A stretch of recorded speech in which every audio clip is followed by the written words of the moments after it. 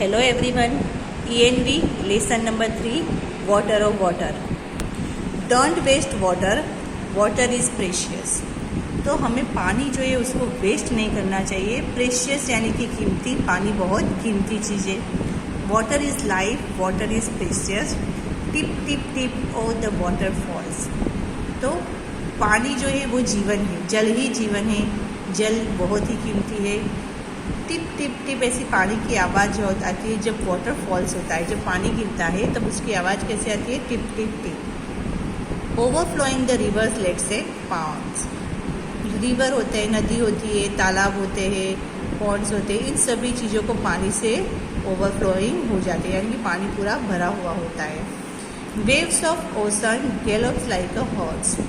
जब ओशन यानी कि समुद्र की जो वेव्स होती है, समुद्र की जो मौजें होती है, वो कैसे लगते हैं? जैसे कि गैलोप्स लाइक अ हॉर्स, जैसे कि कोई हॉर्स दौड़ रहा हो. गैलोप यानी कि रफ्तार. तो समुद्र की जो लहरें होती है उसकी रफ्तार एक हॉर्स के जैसी होती है. हॉर्स के गैलोप्स यानी कि उनके रफ्तार के जैसी होती है. Don't waste water, water is precious. पानी को वेस्ट मत करो, पानी बहुत कीमती है. Taking from off icebergs on hill tops, boil it, heat it, turns into vapour, keeping singing the song of springs. यानी कि जो हिल टॉप्स यानी कि कोई हिल होता है, उसके ऊपर आइसबर्ग यानी कि हिमशिला जो होती है, तो उसका एक प्रकार होता है. तो वहाँ जो हिमशिला होती है उस पर जब सूरज की किरणें पड़ती है तब पानी क्या होता है? बॉयल होता है, हीट होता है, एंड टर्न इनटू वेपर, और एक बाष्प, एक हवा के अंदर बाष्प के रूप में वो मिल जाता है.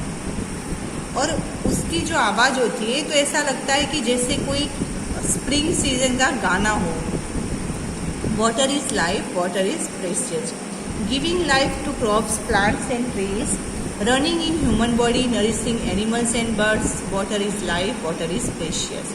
अब पानी कैसे महत्वपूर्ण है? तो वो क्रॉप्स यानी कि कृषि, खेती, प्लांट्स एंड ट्रीज, इन सभी को लाइफ देता है. जो हमारी खेती है, जो प्लांट्स, पौधे हैं, जो वृक्ष है, ये सब पानी की वजह से ही जीवित है. Running in a human body, हमारी जो ह्यूमन बॉडी है, मानव का जो शरीर है ना, उसमें भी पानी दौड़ रहा है. हमारा शरीर भी काफ़ी तौर पे पानी से बना हुआ है.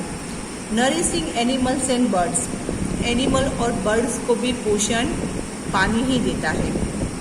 Water is life, water is precious. During drought there is stress, life seems to be in pain. During flood there is a threat and fright. अब पानी जब नहीं होता है, यानी कि जब ड्रॉट यानी कि दुकाल, अकाल पड़ता है, तब हम लोग इंसान को काफ़ी, इंसान या फिर किसी भी लाइफ जीवित वस्तु होती है, वो बहुत स्ट्रेस में आ जाती है, बहुत उनकी लाइफ जो है बहुत पेनफुल हो जाती है. और अगर पानी फ्लूड आ जाता है यानी कि बाढ़ आ जाती है, तब भी पानी ज़्यादा होने की वजह से इंसान बहुत ही परेशान रहता है. थ्रीट एंड फ्राइट रहता है, उनकी लाइफ में बहुत परेशानी आ जाती है. Well, tap, a hand pump fill with water, water is life, water is precious. तो जो वेल यानी कि कुआं, टैप यानी कि पानी का नल, हैंड पम्प, ये सारी चीज़ों को हमें पानी से भरा हुआ रखना चाहिए, क्योंकि पानी बहुत कीमती है. पानी ही जीवन है, जल ही जीवन है. ये कविता राजू काग ने लिखी हुई है. यहाँ पर उसकी एक्सरसाइज दी गई है. Think and right, tick the activities for which water is needed. यहाँ पर कुछ एक्टिविटीज़ के नाम लिखे हुए हैं. उसमें से जिस एक्टिविटीज़ में पानी का यूज़ होता है, ऐसी एक्टिविटीज़ के सामने आपको टिक करने हैं. तो play, sing, row about, ride, make tea, need tough, run a fan, paint picture, grow plants, इसमें से जिन जिन चीज़ों में पानी का उपयोग होता है उन चीज़ों के सामने आपको टिक करना है. नेक्स्ट दूसरी एक्सरसाइज है, what can you do without water. आपको ऐसे 4 नाम लिखने हैं जिसके लिए हमें पानी की ज़रूरत नहीं पड़ती है, जिस काम के लिए पानी की ज़रूरत नहीं पड़ती, ऐसे 4 नाम लिखने हैं. नेक्स्ट है what you can not do without water. आप पानी के बिना ये काम नहीं कर सकते. मतलब ऐसे 4 नाम आपको लिखने हैं जिसमें पानी चाहिए ही चाहिए, उस पानी के बिना वो पॉसिबल नहीं है. जैसे कि बाथिंग, कुकिंग, वॉशिंग, स्विमिंग, इन सब चीज़ों में हमें पानी की ज़रूरत रहती है. ओके, नेक्स्ट है वाटर मोर और लेस. यहाँ पर आपको एक बॉक्स दिए गए हैं, उसमें आपको नाम लिखने हैं कि bath arrange the following on the basis of the amount of water that is needed for each of the activities, begin with the activity that needs the most water. यहाँ पर जो नाम दिए गए हैं उसमें आपको ऐसा नाम पहचानना है, मतलब जिस चीज़ के लिए, जिस कार्य के लिए सबसे ज़्यादा पानी की ज़रूरत पड़ती है उसको हमें पहले लिखना है, और जिसमें सबसे कम पानी की ज़रूरत पड़ती है उसको हमें लास्ट में लिखना है। पहला है बाथ, नहाने के लिए, ड्रिंक यानी कि पीने के लिए, clean the house, house clean करने के लिए, टू वाटर द फील्ड्स यानी कि खेतों में पानी के लिए, पानी देने के लिए, टू नीड द डव यानी कि हमें आटा गूंदने के लिए, टू कुक द फूड और कुकिंग के लिए। तो इसमें से आपको जो जिस चीज़ में सबसे ज़्यादा पानी की ज़रूरत पड़ती है उसको आपको फर्स्ट लिखना है। ऐसे ही डिसेंडिंग ऑर्डर में आपको सारे नाम लिखने हैं 6। नेक्स्ट एक्टिविटीज़ दिए वाटर फ्रॉम वेयर। यहाँ पर आपको जो नाम दिए गए हैं उसमें से जिन जिन चीज़ों के आप अपने घर में और घर के आसपास नज़दीक में ही वो चीज़ें जो जहाँ से आपको पानी मिलता है, तो ऐसे चीज़ों पे आपको सर्कल करना है, जैसे कि वो घर के आपके अंदर हो या फिर घर के आसपास होने चाहिए।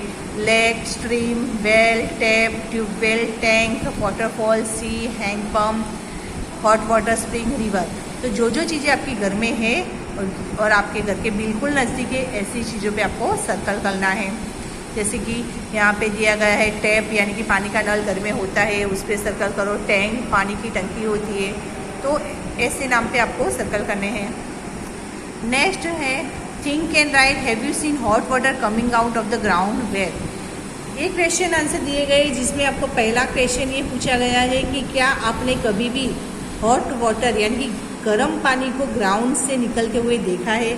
अगर देखा है तो कहाँ पर, ऐसी कौन सी जगह है जहाँ पर आपने गर्म पानी के झरने देखे। जैसे कि सूरत में ही नज़दीक में ही उनई है, वहाँ पर आपको मिल जाएगा गर्म पानी का जो झरना हो या फिर गर्म पानी का सोर्स मिल जाएगा।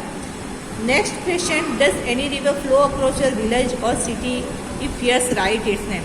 तो नेक्स्ट क्वेश्चन है कि आप जिस गांव में या जिस शहर में रहते हो वहाँ से कोई नदी गुजरती है, अगर हाँ तो आपको उस नदी का नाम लिखना है। जैसे कि सूरत है तो सूरत के हम तापी किनारे रहते हैं, सूरत जो है तापी के किनारे बसा हुआ शहर है, तो हम तापी का नाम यहाँ पे लिखेंगे। Next, do you know the name of any reverse, right their names. और अब आप नेक्स्ट क्वेश्चन में आपको ये आंसर लिखने कि आप कौन कौन सी नदी के नाम जानते हैं, तो उन सारे नदियों के नाम आप लिख सकते हैं। तापी है, नर्मदा है, गंगा है, तो इन सारी नदियों के नाम आपको लिखने हैं। यहाँ पर एक और एक्सरसाइज दी गई है, fill the colours, colour the picture of those containers which you use for storing water. तो यहाँ पर आपको जो पिक्चर दी है उस पिक्चर में कलर्स करने हैं। ये सारी जो चीज़ें हैं वो पानी को स्टोर करने के लिए यूज़ होती है। उसी को लेकर नीचे क्वेश्चन आंसर दिए गए कुछ। Take a look at the picture if we fill them with water, which will contain the least water. ऊपर दिए गए पिक्चर में से कौन सा ऐसा कंटेन है जिसमें लीस्ट यानी कि सबसे कम पानी आता है। यहाँ पर आप ये देख सकते हो लोटा, उसमें सबसे कम पानी आता है, वो यहाँ पे आंसर आ सकता है। नेक्स्ट है विच will contain the most water, किसके अंदर सबसे ज़्यादा पानी होता आप रख सकते हो, स्टोर कर सकते हो।